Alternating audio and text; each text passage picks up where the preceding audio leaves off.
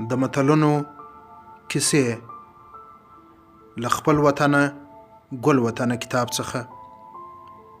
د کتاب لیکوال عبدالنافع همت، ویاند او چمتو کوونکی سید لودین.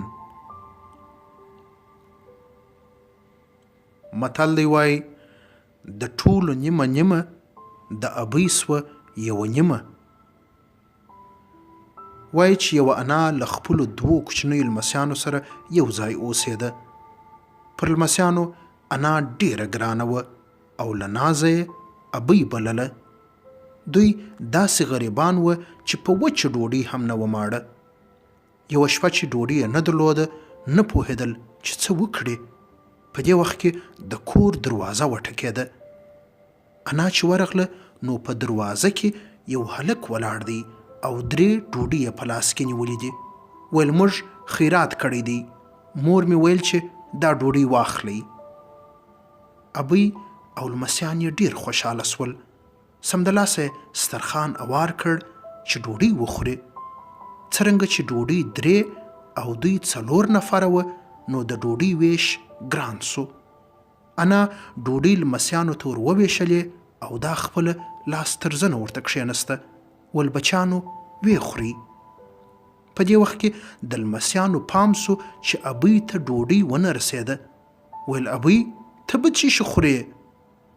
ابۍ په ټګۍ ورته وویل چې ابۍ دې تر تاسو قربان سي، تاسې هر یو چې نیمه نیمه ډوډۍ راکئ زما بس ده. لمسیانو چې هر یوه نیمه نیمه ډوډۍ ورکړه، نو هر لمسي ته نیمه نیمه، خو ابۍ ته یوه نیمه ډوډۍ ور ورسېده. په دې وخت کې د بوډۍ د یوه لمسي ډوډۍ ته پام سو او په خندا یې وویل د ټولو نیمه نیمه د ابۍ سوه یوه نیمه.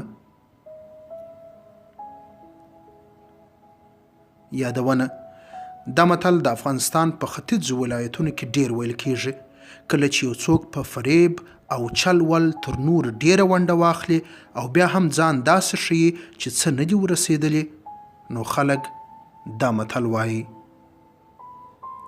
د کتاب لیکوال وایي چې دا کیسه مې په کابل کې د 1388 شمسي کال د زمري د میاشتې پر 20 نیټه د پښتو ژبې له نامتو طنز او ډرامه لیکوال ښاغلي کاتب پاڅون څخه اورېدلې ده.